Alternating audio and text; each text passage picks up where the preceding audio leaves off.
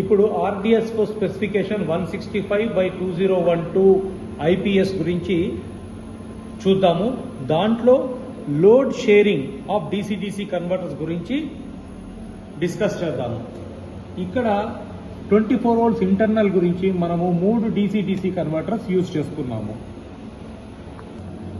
ఇక్కడ మూడు DC converters ఏదైతే కనెక్ట్ చేసామో టోటల్ లోడ్ ఎంత ఉందో చూశారు కదా, 5.48 అరౌండ్ 5.5 amps లోడ్ ఉంది. ఇప్పుడు ఈ మూడింటికి DC కన్వర్టర్స్ ని మనము 10 amps DC కన్వర్టర్ యూజ్ చేస్తున్నాము. ఇందాక లోడ్ చూసాము, అది 5.5 amps దాకా ఉండింది. సో ఒకటి తీసుకుంటే సరిపోతుంది, కానీ యాజ్ పర్ స్పెసిఫికేషన్ N+2 పెట్టాలి, ఇంటర్నల్ N+2 పెట్టాలి. మిగిలినవన్నీ ఎక్స్టర్నల్ కానివ్వండి, బ్లాక్స్ కానివ్వండి N+1 పెట్టాలి. ఇప్పుడు మనం డిస్కస్ చేస్తున్న ఇంటర్నల్ N+2 పెట్టాలి కాబట్టి ఇక్కడ 3 పెడుతున్నాము. ఈచ్ వన్ ప్రెసెంట్లీ 10 amps రేంజ్లో ఉంది. మీ దగ్గర 5 ఉంటే 5, 10 ఉంటే 10, ఏదైనా కానీ depending on the load we have to connect them. So ఇందాక మనము 5.6 amps లోడ్ అని తీసుకున్నాము. ఇక్కడ ఎంత లోడ్ తీసుకుంటుంది ఈచ్ DC కన్వర్టర్ ఒక్కసారి చూద్దాము. ఇది ఫస్ట్ DC కన్వర్టర్ కనెక్ట్ చేశాను. ఎంత తీసుకుంటుంది? 5.4 amps తీసుకుంటోంది. అలాగే రెండో దానికి కూడా చూద్దాం ఒక్కసారి. చాలా తక్కువ, ఆల్మోస్ట్ 0. అలాగే మూడో DC కన్వర్టర్ కూడా లోడ్ ఎంత తీసుకుంటుంది అంటే ఆల్మోస్ట్ చాలా తక్కువ తీసుకుంటోంది.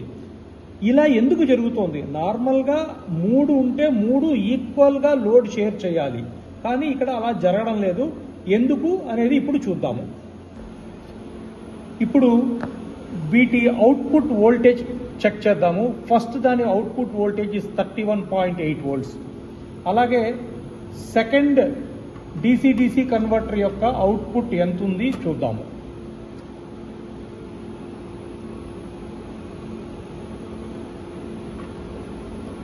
It is 29.8. అలాగే మూడో దాని DC కన్వర్టర్ యొక్క అవుట్పుట్ ఎంత ఉంది కూడా చూద్దాము. ఇది కూడా 29.8 volts. సో మీరు ఇప్పుడు వోల్టేజెస్ చూశారు కదా, ఇది ఎక్కువ వోల్టేజ్ ఉంది 31.8. అందువలన దీని మీద లోడ్ మ్యాక్సిమం దీని మీదే ఉంది. ఈ రెండింటి మీద లోడ్ మనకి ఆల్మోస్ట్ 0 ఉండింది. దీన్ని ఇప్పుడు ఎలా సెట్ చేయాలి? 3 వోల్టేజెస్ ఈక్వల్గా చేసి చూద్దాము ఏం జరుగుతుంది. అప్పుడు ఇండివిజువల్గా ఎంత కరెంట్ తీసుకుంటుంది చేద్దాము. సో ఇందాక చూసినట్టుగా మనము దీని వోల్టేజ్ని కూడా ఈ రెండింటితో ఈక్వల్ చేయాలి. ఈ రెండు 29.8 ఉంది కాబట్టి దీన్ని కూడా 29.8 volts చేయాలి. అలా చెయ్యాలి అంటే ప్రొసీజర్ ఏమిటి? ఫస్ట్ దీన్ని ఆఫ్ చేయాలి అంటే ఈ రెండు లోడ్ తీసుకుంటారేమో మనం చెక్ చేసుకోవాలి. ఇలా చెక్ చేసుకునే ముందు ట్రైన్ మూమెంట్ చూసుకోండి. ఏ ట్రైన్ మూమెంట్స్ లేకుండా ఉన్నప్పుడే ఆఫ్ చేయండి. ఇది ఆఫ్ చేసినప్పుడు ఈ లోడ్ దీని మీద షిఫ్ట్ అవుతుందా లేదా మనం చూద్దాము. ఓకే, 2.58 volts లోడ్ షిఫ్ట్ అయింది. అలాగే మూడో దాని మీద కూడా లోడ్ షిఫ్ట్ అవుతోంది. షిఫ్ట్ కాకపోతే చాలా జాగ్రత్తగా ఉండాలి. షిఫ్ట్ అయింది కాబట్టి ఇప్పుడు మనము దీంట్లో ఏదైతే ఎక్కువ ఉందో దాన్ని ఇప్పుడు బయటికి తీసి తక్కువ చేసుకోవచ్చు. సో ఈ మాడ్యూల్ యొక్క ఇన్పుట్ అవుట్పుట్ ఇది ఆఫ్ చేసి ఇన్పుట్ అవుట్పుట్ తీయాలి. తీసి ఈ మాడ్యూల్ని బయటికి తీయండి.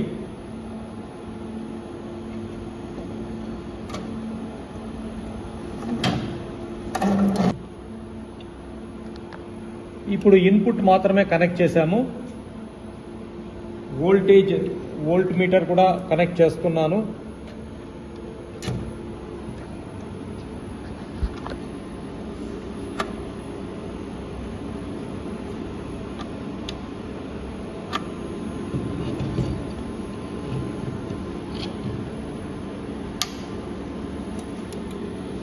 ఇప్పుడు వోల్టేజ్ కింద నుండి అడ్జస్ట్ చేయాలి. అక్కడ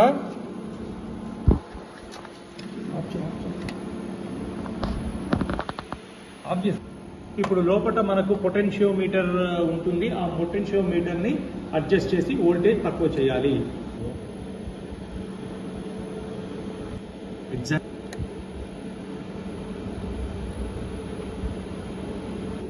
ఇప్పుడు 29.8 volts కి సెట్ చేశాము. సో ఇప్పుడు 3 DC కన్వర్టర్స్ని మనము సేమ్ వోల్టేజ్కి అడ్జస్ట్ చేశాము. ఇప్పుడు ఈచ్ DC కన్వర్టర్ ఎంత కరెంట్ తీసుకుంటుంది అనేది చూద్దాం. ఇప్పుడు కరెంట్ మెజర్ చేద్దాము. వోల్టేజ్ ఈక్వల్గా చేసాం కాబట్టి కరెంట్ ఎంత తీసుకుంటుంది ఈచ్ మాడ్యూల్. ఇది 1.86 యాంప్స్. రెండోది 1.6 యాంప్స్. ఇందాక 0 చాలా తక్కువ ఉండింది, ఇప్పుడు 1.6 తీసుకుంటోంది. అలాగే మూడో DC కన్వర్టర్ కూడా 1.7. సో ఆల్మోస్ట్ సేమ్ కరెంట్ 3 తీసుకుంటున్నాయి కాబట్టి సేమ్ వోల్టేజ్ ఉంది. నౌ కరెంట్ కూడా ఆల్మోస్ట్ ఈక్వల్ ఉన్నాయి కాబట్టి the system will now perfectly work. So ఈ విధంగానే ఈ 3 ఇంటర్నల్ మనం అడ్జస్ట్ చేసాము. మిగిలిన అన్ని బ్యాంక్స్ కూడాను N+1 కాన్ఫిగరేషన్ ప్రకారం ఇప్పుడు ఎలా అడ్జస్ట్ చేస్తామో అలాగే అన్ని కూడా అడ్జస్ట్ చేయాలి అన్ని సర్క్యూట్స్కి. ఇది 24 volts DC సర్క్యూట్కి యూజ్ చేస్తున్నటువంటి DC మాడ్యూల్స్. ఇక్కడ 3 మాడ్యూల్స్ పెట్టాము.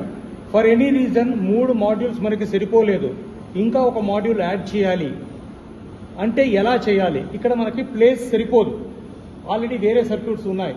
సో అలాంటి కండిషన్లో ఇంకొక మాడ్యూల్ యాడ్ చేయడానికి ఇక్కడ ఒక సపరేట్ ఫెసిలిటీ అవైలబిలిటీ ఉంది.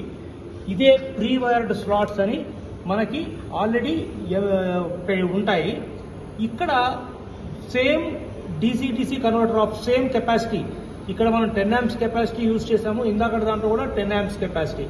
అదే సేమ్ కెపాసిటీ ఉండే DC కన్వర్టర్ మనం ఇక్కడ యూజ్ చేయాలి. ఈ DC కన్వర్టర్ వోల్టేజ్ ఇందాక మనం చూసినట్టుగా సేమ్ 29.8 volts అడ్జస్ట్ చేయాలి. దీన్ని ఇన్పుట్ కనెక్షన్ ఇచ్చాను, ఆన్ చేశాను. వోల్టేజ్ అడ్జస్ట్ చేసుకున్నాక మళ్ళీ ఆఫ్ చేసేయండి. అన్నీ కనెక్ట్ అయ్యాక దీనికి కావాల్సినటువంటి wire 2.5 square mm red and black copper conductors. So ఈ ప్రీ వైర్డ్ బ్లాక్ యొక్క అవుట్పుట్ ఏదైతే ఉందో ఇక్కడికి వచ్చి ఉంది. This is pre wired output ఇక్కడికి వస్తుంది. ఇప్పుడు ఇక్కడి నుండి మనము మన 24 volts ఇంటర్నల్ ఏదైతే అనుకున్నామో ఇక్కడికి ప్యారలల్ గా వైర్ వేసుకోవాలి. ఈ వైరింగ్ చేసేటప్పుడు అన్ని రెడీ చేసుకున్నాక డిస్కనెక్షన్ కంపల్సరీ తీసుకోండి.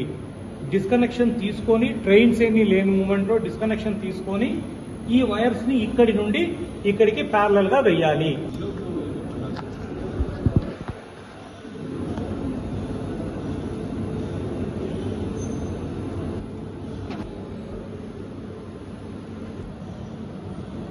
సో ఇందాక చెప్పినట్టుగా 2.5 square mm వైర్ ఇక్కడికి వేసాము.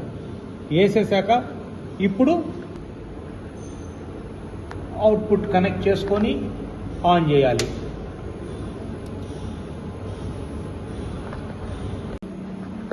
సో ఇది ఇప్పుడు మనం కనెక్ట్ చేసిన కొత్త DC కన్వర్టర్.